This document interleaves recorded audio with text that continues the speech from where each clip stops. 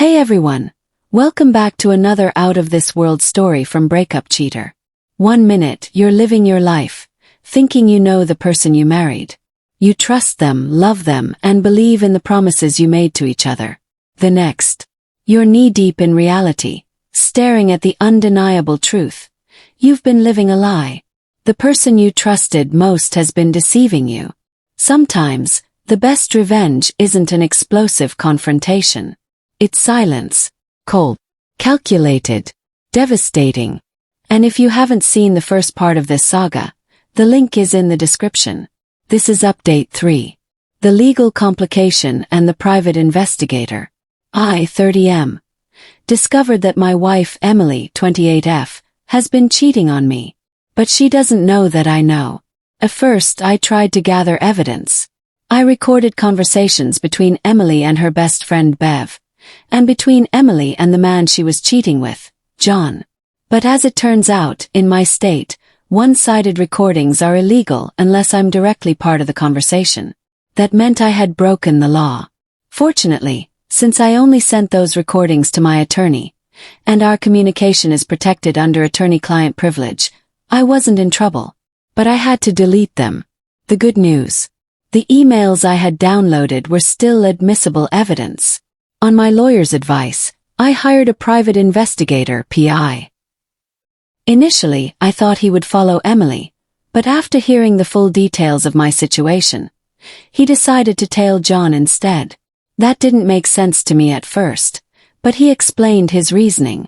From what you've told me, John seems more emotionally invested in your wife than she is in him. That means he's the one initiating contact. If I follow John, he'll lead me straight to her, and I'll see who's pursuing who. He then said something that stuck with me. Women don't like needy men. And men don't like needy mistresses. He'd seen it before. Affairs where the mistress was just in it for the thrill, while the other man grew more and more attached. If Emily wasn't truly serious about John, but he was desperate for her, it would make him push harder. So I let the PI do his job. The psychological warfare begins. On the advice of my lawyer, and many of you, I stopped being intimate with Emily. I told her I was stressed about possible layoffs at work, and I just wasn't in the mood. For some reason, this really frustrated her. Living with her was getting harder. Pretending was getting harder.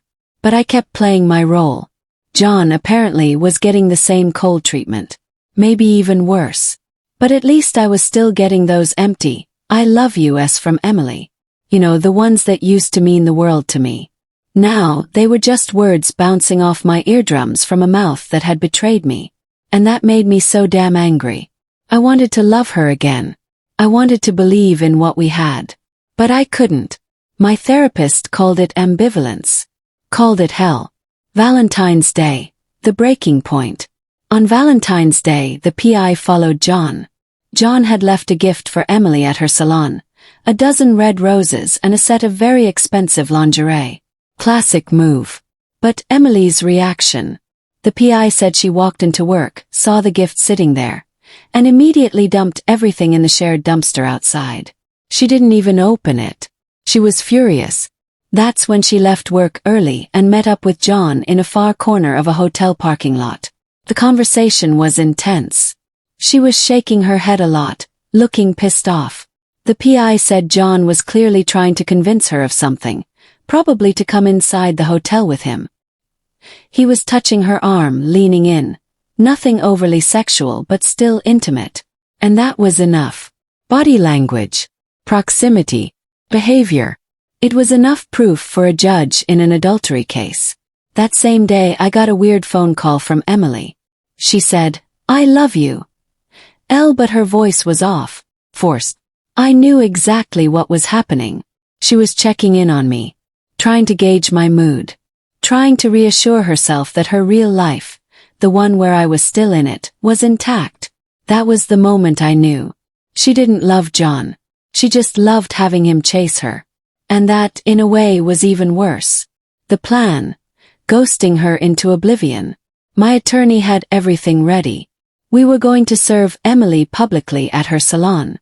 The PI, who was also a licensed process server, would deliver the papers.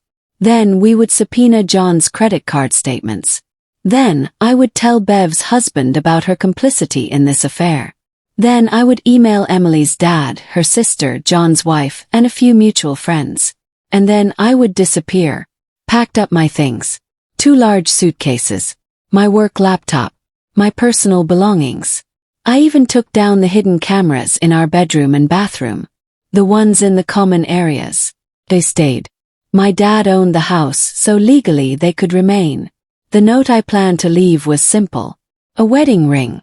My lawyer's business card. And a message. I know. Bye. I knew Emily. I knew she would panic. She would cry, plead, make herself look beautiful, try to seduce me back, try to appeal to our history, our families, our future. She would pull out all the stops. And I would cave. 'Cause I'm weak. So I wasn't going to give her that chance. D-Day. Emily gets served. Friday morning. The salon was busy. Emily was at her station, chatting with the other stylists, laughing, acting like life was normal. The PI walked in, held up a large manila envelope. Emily, you've been served. She blinked at him, confused.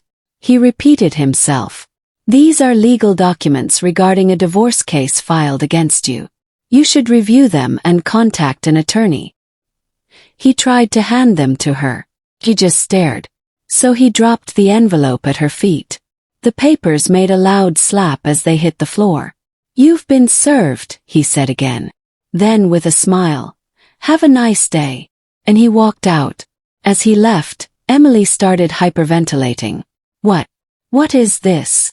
Really, Emily? You're surprised. Final goodbye. I was already gone. Staying at an extended stay hotel for the next couple of weeks. After that, I'd be moving into a house my dad's friend was renovating. I'd spend my nights working on drywall, painting, and installing vinyl flooring. Keeping my hands busy. Keeping my mind off her. Before I left, I called Emily's dad. I told him about the affair. I told him about the divorce. I told him Emily would need their support. Her mother overheard. She started crying. Apologizing. She was the first person to actually say the words, "I'm sorry" to me. And that was when I broke. I hung up, my voice cracking, choking on my own emotions. The aftermath. By now Emily knows. She's lost me. She's lost everything. And maybe, just maybe, she's finally starting to understand what she threw away. I'll update soon. Tomorrow is going to be a shit show.